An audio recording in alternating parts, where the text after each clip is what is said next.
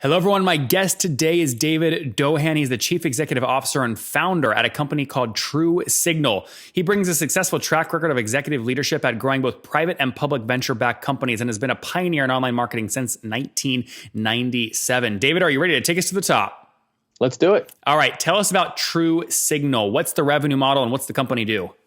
Sure. So we're a predictive analytics and data company, really focused on helping digital brands and MarTech platforms use data for more effective targeting. So that's kind of in a nutshell. Revenue model, really, I mean, the company's been around since 2012. Okay. And so we've had actually a couple of different revenue models. We started out looking a little bit more like an agency, where we're kind of managing campaigns directly for brands. Didn't like that model. It's hard to make that work. Guaranteed revenue models just doesn't really exist in the media space. And so within the last, I'd say, kind of 18 months or so, we really flipped the business around and really focused on establishing ourselves as helping the MarTech stacks out there with our technology, integrating our technology into their solutions to help power some of other people's MarTech stacks. And really in doing that, we turned it more from a media-driven kind of month-to-month model more to, I would say, more of a SaaS-inspired model, where we're having some kind of minimum monthly revenues associated with our integrations, but then we partner with our customers to build products together and grow them. So there's some upside potential as well in the business. So the model is kind of a SaaS-inspired, I would say. And what would you say the average customer pays you per month, just so we can get a sense of what size you're playing with? Sure. So the average kind of minimums that we see across the board, about $25,000 per month. Okay. And now is that a minimum or is that an average? That's a minimum. Okay. Yeah. So and again, relatively small customer base. So we have 16 or so active customers, and so we have a minimum, and then we really partner with folks to kind of get the upside. So that's the model. What do you mean by that? Partner with folks to get the upside? Sure. So when the 25,000 or so per month kind of covers the cost, the integration, the support. But what we're really doing is we're helping our customers grow revenue, and so most of our contracts have a revenue share model to them. So as we build products together, and we staff to help them take it to market, provide support. So it's very much a channel model, almost like we think of ourselves as a little bit like an Intel Inside for MarTech. So we're powering some of the capabilities of the MarTech stacks, but then we partner with them to really sell it and turn it into real revenue. Okay, got it. So you have two revenue streams. One is a revenue kind of cut, the other is the pure SaaS play. Is that accurate? Yeah, that's right. And the pure SaaS play, there's 16 people paying a minimum of 25 grand. So you guys are doing north of 400 grand a month just from that stream. Is that accurate? That's correct. Okay, got it. And generally speaking, how fast is that growing? Where was that stream, call it 13 months ago in December 2016? Yeah, that stream was about half of where it was. Oh, wow. About 12 months ago, right? In terms of like signing up additional partners. So we, given the nature of our business, there's, maybe 80 or 90 or so players out there that we could potentially partner with. And so, we're well on our way to kind of knocking some of them down. So it's not a massive customer base, but when we do get integrated, we spend a lot of time nurturing that relationship, co-selling. So my objective really is to get kind of customers kind of a minimum of 50,000 a month. And we like to see customers closer to 100,000 per month, kind of recurring. And that's a mixture, of course, of the SaaS plus the upside model. So that's really what we shoot for. That's good. Now, I assume did you break 5 million in ARR last year with both streams together? Yes. Got it. Will you break 10 million this year? I don't know if we'll hit 10. Okay. I'd love to. It's some of these things take a little longer, but we'll shoot for 10. That's what the board loves to hear. That's good. Yeah. You mentioned a board. How much have you raised? So interesting story. So TruSignal was actually incubated inside of another company called eBureau. Okay. So I was an employee of eBureau. We started out with 2 employees, more of a skunkworks kind of bootstrapping, if you will. So the company was funded by the parent company for a number of years. eBureau was just sold to TransUnion in a public transaction back in October. So as part of that transaction, we had a couple of choices. We could either potentially be acquired with the parent company or spin out. And so the board saw a lot of big upside potential. So we raised a $5 million round and spun it off as a separate independent company back in October of 2017. So smart. I want to dive deeper here so others can do the same thing at their companies if this happens. Which board made that decision? The acquiring company of eBureau or the eBureau board prior to the acquisition? The eBureau board prior. Yeah. Okay. So the eBureau board prior. So they... Now, was the cap table at that point, they own some percentage as the company, and then you and maybe your other co-founder own the other chunk? Yeah, that's right. So as part of the corporate structure, There was the parent company, and then there was two kind of incorporations under that parent umbrella company. So the cap tables were completely separated. A lot of work was done on the legal side, to be clear, to make sure the IP has been separated. That's one of the big issues you're going to get into, right? Especially for technology and data company. How is the IP commingled? So we did a lot of things to make sure that those are separated, both physically as well as legally, and documented well, so that when it came time to do the spin out, it was an easier transaction, but that's because really smart people had done things for the last 3 years to kind of get us ready for that event. What portion did eBureau own? Of the portion of TruSignal? Before the spin out. So the parent company called X-Tech was the holding company. So they owned, they were 100%, right? So obviously there was some, ownership to employees, Well, did you own any? Underneath that, and the board held. I do, yeah. I did own some, but not anything like they owned 100%. So you talk about, yeah. So a private company, same balance sheet. There was separate equity plans for TruSignal and eBureau. Okay. So I think what you're getting at is kind of overall ownership. It was roughly kind of an 80-20 split, right? So 80% was kind of owned by kind of the board, really, as well as the 20% was employees. Got it. So 20% was you, the co-founder, maybe other employees in an option pool. 80% was owned by the parent company. Once the spin out happened, you said we need to go raise $5 million to essentially buy out the 80%. And now VCs on that 80%, or are you able to sell only maybe 20% and increase your option pool for employees? Well, it turns out it was the same VCs kind of funded it that owned it before, right? So we have a very supportive board. They, kicked in some more money. So they kind of retained their ownership share and took a little bit more, obviously, right, as part of the spin out. So that's how we did it. Now, let me ask you this. As a guy that can kind of go out, do his own thing, you're doing all the hard work that an entrepreneur would do if they owned 100% of the company, except you've got kind of capital partners. Yeah. Why didn't you just go out and start from scratch instead of going through all this work of separating and making sure it was a clean cut? Yeah. So a couple of reasons. One, the business that we're in is pretty heavily capital intensive, right? So to be in the data business, you need to, we license data from many different places. So we're licensing, on the order of, a couple $1 million worth of data every single year. That's just kind of a fixed cost of operating, right? What are some of those sources, if you don't mind me asking? Are you talking like full contact? Yeah. So name and address with things like past purchases, the kinds of people, the things that people bought online and offline, demographic data, census data, vehicle ownership, voter registration files, right? Summarized credit information. So to really do this well, you have to have a pretty broad spectrum of data, and that's extremely capitally intensive, right? I'd love to bootstrap it, but man, that would require, writing a $2 million check before you've made $1. That's just because you're paying all these people that collect the data, a number of cents per record.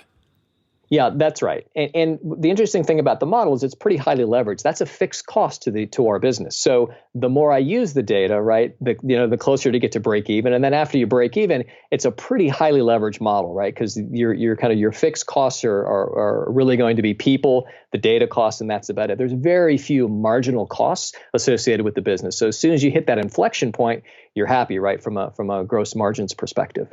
Got it. So you said, I want to make sure I got the number right. You said you're doing $2 million so in yearly expenses on data? Yeah, a couple million in yearly expenses on data, right? Then you got the staffing costs on top of it, right? So kind of data processing, a couple $1 million is required to kind of that's to kind of hit the data costs. But it gets better over time, obviously, with scale. It does. So even if you scale your customer base to scale revenue, which that doesn't require you to pay for more data records from those same sources?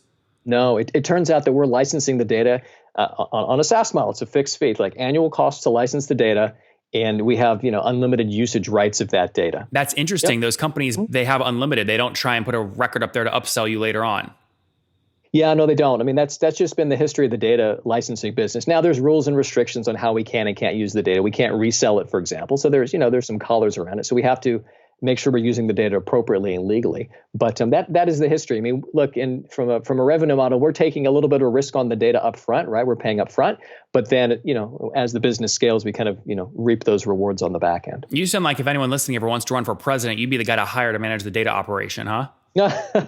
Well, we have dabbled in the analytics on the voter side. It's a fascinating, dynamically moving market. So pretty exciting. Is it clear to you, looking at this past election, why everyone got it wrong when you start understanding where they capture their data from? Interesting. So I'm more reflecting on some of the analytics, right? And so my read on how people misread it was really a function of the way that people got data and feedback and survey is a little bit antiquated, right? The nature of this, the way that you conduct surveys, my sense is that's a little bit out of step with reality, right? So unless you're doing a really good job of balancing the population, people using mobile phones, people responding to emails, people responding to, to tweets, right? It's really difficult to get a representative sample of the US population. So that's my kind of analytics take on it, is it's the survey methodology is not caught up with the reality of the way people communicate with each other, right? CAC, what are you spending to acquire these customers? I haven't looked at it lately, but a decent amount, right? If you think about it, these are some of the biggest brands in the world, right? So the sales cycles on some of this is going to be 6 to 9 months. So if you imagine, carrying a bag carrying salesperson, 6 to 9 months, going to the trade shows, like meet and greets, it's a pretty hefty tech. Are we talking like $100,000, $200,000? I mean, what do you think? No, if I had to average it out, I would say probably closer to kind of the $40,000 to $50,000 is kind of what it would be. That's not bad though. If they're paying you $25,000 a month, your payback is 2 months basally. Yeah, it's not bad. It's not bad at all. Now, have you, outside of that $5 million to do the buyout in the first place, have you raised any additional capital or no? Nope, have not, and don't intend to. Knock on wood, right? Yeah. We're obviously keeping a tight eye on the burn rate, keeping a tight eye on the growth rate. So those are things that I look at on a regular basis to make sure we're tracking. What do you look at when you look at burn rate? Do you do that as a multiple of cash in bank and try and keep that in a range, or how do you do that? Sure. So we built some forecasting models. We have enough of an operating history that we understand kind of AP and AR flows, right? So as revenue flows in, as cash payments flow out. We have a pretty good understanding of the rhythms in our business now when people pay. So that's one thing we keep an eye on. The other thing we keep an eye on, and we like to do, is prepays, right? So from a cash perspective, we have a number of clients that are happy to prepay us. Again, taking a page from the SaaS playbook. So if you can get a major brand to pay you, prepay couple $100,000 up front, that's always a good thing from a cash perspective. And then, just really mindful on return on investment, right? So one of our bigger expenses is related to marketing costs, right? So getting in front of people, attending the event. So we always do some pretty detailed ROI analysis just for bang for the buck, right? What event do you get your most bang for your buck at when you sponsor? Sure. So there's a handful of we just went to a consumer electronics show, CES in Vegas, and that was a huge ROI. And again, not because we sponsored some big booth. We were very stealthy about it. We rented a suite at the Aria. We invited specific partners to that suite, and we just had face-to-face conversations. And so there's such a high concentration of our prospects at the meeting. It was very efficient. And the other thing you get is serendipitous meetings, right? So you're at a cocktail party, you run into an old buddy or a friend of a friend, and it's a way to prospect in a way that's a little more, I would say, guerrilla, as opposed to, could we spend $50,000 and get on stage for a talk that, maybe 100 people attend? Sure, you can, right? They're happy to take the money, but that's not the approach that we've taken. So CES is a great one in that regard for our industry. What would you say you spend, on each month on average on paid channels? Tiny, super tiny. Less than what? Less than $1,000. Oh, wow. Right? Okay. Yeah. Unless you're sponsoring an event or something. Yeah. If we're sponsoring events. So, from a marketing perspective, we'll spend, this year, roughly $500,000 or so in terms of marketing. In. That's flights to the event, everything. Yeah. That's all in. That's exactly right. And what's your team size to date? We're 27 people. Okay. Where are you guys all based?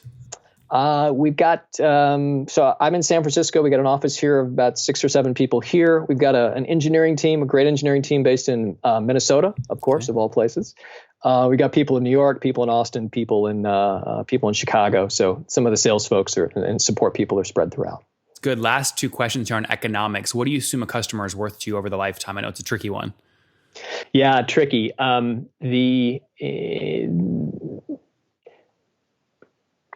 So minimum.